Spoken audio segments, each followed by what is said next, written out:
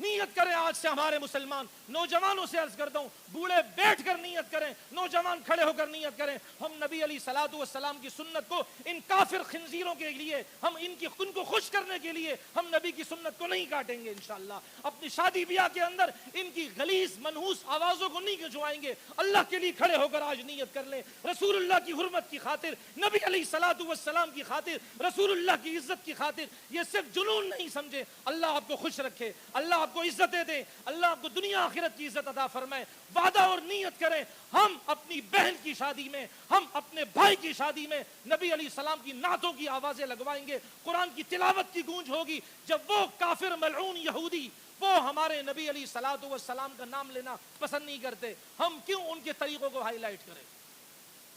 کہتے ہیں تو مسلمان آج وقت زیادہ ہوگا بھائی، ناراض نہیں ہونا۔ کہتے ہیں مسلمان شدت پسند ہے، دعا مختصر کریں گے انشاءاللہ۔ مسلمان شدت پسند ہے، ارے ہم سے زیادہ عدالت والا دکھاؤ۔ کیا کسی یہودی نے محمد نام رکھا؟ کیا کسی یہودی نے ابو بکر نام رکھا؟ کیا کسی عیسائی نے ابو بکر نام رکھا؟ کیا کسی عیسائی نے عمر نام رکھا؟ کیا کسی عیسائی نے عثمان نام رکھا؟ کیا کسی عیسائی نے حسین نام رکھا؟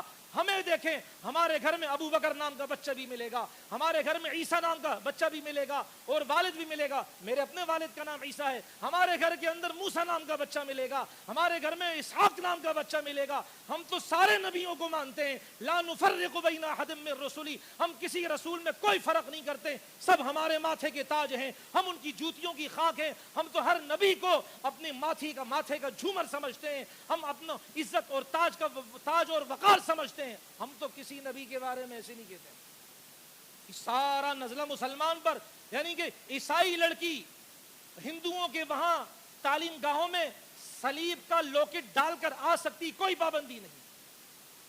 ہندو لڑکی اپنے مذہب کے اعتبار سے چوڑیاں پہن کر آ سکتی ہے، کوئی پابندی نہیں۔ ایک پابندی صرف مسلمان بہن کے لیے کہ تم برقع اوڑھ کر نہیں آ سکتے ہو۔ یہ ان کا وکیل جو انہوں نے وکیل کیا، وہ ہندو وکیل، اس نے باقاعدہ عدالت میں یہ بات کی ہے، آبجیکشن کیا اس پر، روی ورما کے نام سے۔ اس نے کہا کہ بھائی ایجوکیشن اور تعلیم کے اندر کوئی ایک ایسا نہیں ہے کہ جس میں کسی پر حجاب کی پابندی لگے، یعنی ہمارے ملک کے اندر قانون میں ایسی کوئی شق ہے ہی نہیں، قانون کے اندر کوئی ایسی پابندی ہے نہیں کہ مسلمان بہن پردہ کے ساتھ برقعے کے ساتھ نہیں آ سکتی۔ جب قانون ہی نہیں ہے، آپ کیوں مسلمان بہنوں پر ظلم کر رہے ہو؟ میرے محترم، اپنی بچیوں کو پردہ سکھائیں۔ قرآن کریم کیا فرماتا ہے؟ ذالک ادنی ان یعرفنا، یہ تمہارا آئیڈینٹیکیشن ہے، یہ تمہاری پہچان ہے، پردہ عزت ہے۔ بہنوں کو، بچیوں کو پردہ کروائیں، بچیوں کی تربیت کریں۔ نام لیتے ہیں بڑا، حال دیکھیں، اب چند دن پہلے عتیقہ کوئی نام سے لڑکی ہے، اس کی دوستی کالج میں لڑکوں سے اور دیگر قسم کی ذہن کی لڑکیوں سے ہوئی، انہوں نے اس کو ورغلایا، واٹس ایپ پر چیٹنگ دوستی شروع ہو گئی، واٹس ایپ پر آپس میں مواصلاتی نظام شروع ہو گیا، یہاں تک کہ نبی علیہ السلام کے خلاف گستاخانہ مواد شیئر کرنے لگی، نبی کی شان میں گستاخی کرنے لگی۔ اسے پکڑا پنڈی والوں نے، اس کو باقاعدہ ہماری ایجنسیوں نے اس کو پکڑا، اور اس پر کیا ہے، وہ سزائے موت کا مقدمہ سنا دیا گیا، لیکن بے فکر ہے، ملے گا کبھی نہیں ہے وہ۔ یہاں نبی کے غلاموں کو پھانسی دی جاتی ہے، نبی کے گستاخوں کو پھانسی نہیں دی جاتی، اس لیے کہ تلوے چاٹنے والے ہیں، ہم انہی کی بات مانتے ہیں۔ وہاں سے ڈور کھنچتی ہے، نبی کے وفاداروں کو پھانسی دو، لیکن نبی کے گستاخوں کو بالکل پھانسی مت دو۔ اپنی بچیوں پر نظر رکھیں، دوستی کی ان کے ساتھ ہو رہی ہے، کہیں یہ رسول پاک علیہ السلام کے گستاخوں کے ساتھ تو دوستی نہیں ہو رہی۔ اور پب جی گیم والوں بھائیوں، لاہور کا حال پڑھ لیا اس زین لڑکے نامی لڑکے کا، کہ پب جی گیم کھیلنے کا اتنا عادی، اس نے اپنی ماں، دو بہنوں کو، بھائی کو پھڑکا دیا، مار دیا۔ بلال نامی لڑکا اپنے بہنوں اور بہن کو مار دیا، ماں اور والد باہر بازار میں گئے ہوئے تھے سودا لانے کے لیے، واپس آئے، ان پر بھی فائر کر دیا، لیکن اللہ کا کرم ہوا وہ بچ گئے۔ بعد میں بچے کو جب بتایا گیا، اس نے کہا میں تو پب جی گیم کھیل رہا تھا، چونکہ فائر کا عادی ہو گیا تھا اس لیے میں نے ان پر گولیاں چلائیں، میں تو اپنے خیال میں گیم کھیل رہا تھا۔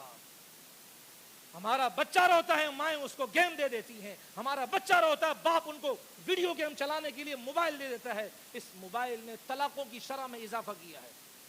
اس لیے میرے محترم عزیزو، اللہ کا واسطہ دیتا ہوں، اور ہم نے تو نیت کی ہے بھائی، جس شادی کے اندر گانا ہوگا خدا کی قسم 100 دفعہ ہم اس شادی کے کھانے پر نہیں جائیں گے.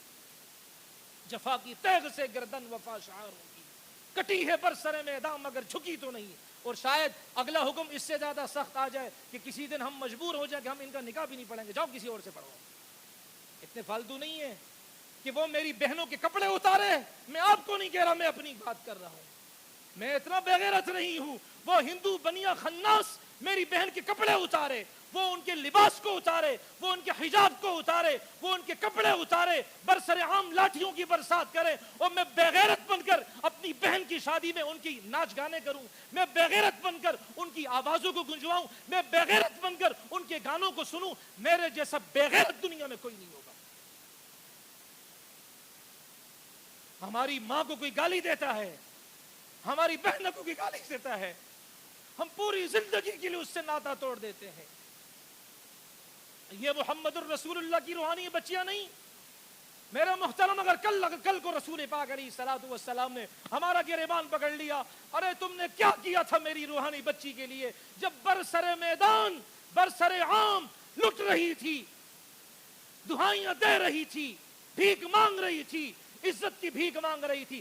تم یہ منحوس آنٹیاں 8 مارچ والی بے شرم آنٹیاں, عورت مارچ, ان کو تم سارا سپورٹ دیتے ہو. وہ مذہب کے خلاف گندی زبان استعمال کرتے ہیں, ننگی زبان استعمال کرتے ہیں. آج ایک وزیر کو ہوش آیا, کہتے ہیں ہم اس طرح ساتھیوں سے مشورہ نہیں کریں گے.